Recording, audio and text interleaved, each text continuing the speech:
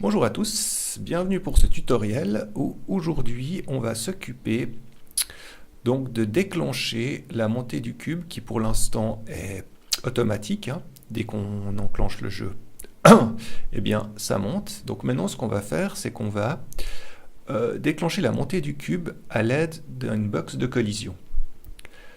Donc on va reprendre notre cube, on va lui attacher une box de collision de telle manière que lorsque le personnage rentre, eh bien, ça déclenche la montée du cube. Et dès qu'on sort de cette box de collision, le cube s'arrête. Alors on va commencer par aller donc dans un composant et je vais rajouter un composant scène dont le but va être en gros de pouvoir détacher l'acteur cube de la box de collision, car sinon la box de collision est attachée à mon acteur et je ne veux pas ça. Alors, donc je sélectionne ma scène et je vais donc dans un premier temps aller attacher une nouvelle box de collision. Donc je vais dans Add Component, je tape box collision et je vais l'appeler boîte de collision.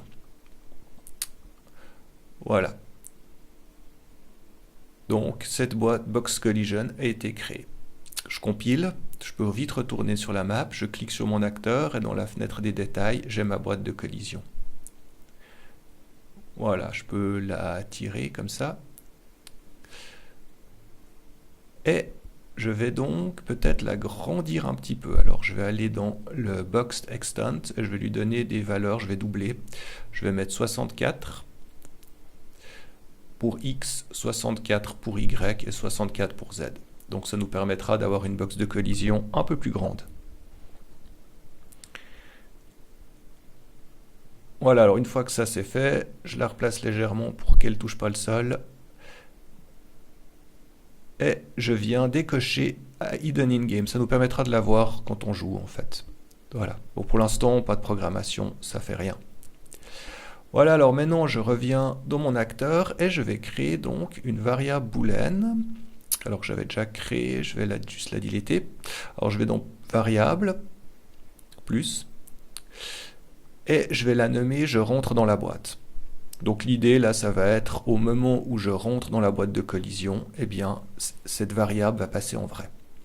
Alors je clique sur boîte de collision et je vais faire add event collision et on component begin overlap. Donc ça veut dire, c'est un module qui nous permet de dire voilà, lorsque mon personnage ou autre composant rentre, eh bien ça va déclencher un événement.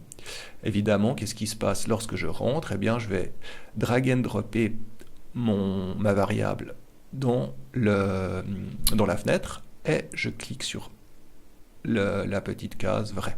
Voilà. Là, je fais un CTRL W, je duplique et j'utilise maintenant on component end overlap quand je sors de la boîte et je la mets en faux. Voilà, donc c'est tout simplement pour la programmation et maintenant je vais venir la placer dans le eventic. Alors, je vais, dans un premier temps, drag and dropper ma variable. Je vais faire un get. Et je vais mettre une condition. Alors, une condition, c'est une branch ou if statement en C++, on le verra.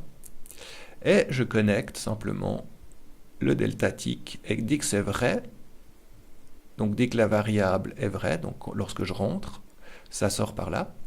Et par contre, lorsque je sors, ça passe dans le faux. Et donc, rien ne se déroule. Donc ça devrait s'arrêter. Alors je teste, je rentre dans la boîte, ça monte, et dès que je sors, elle stagne. Voilà. Donc, c'est tout pour la programmation Blueprint. On va maintenant s'occuper de la partie C++. À bientôt.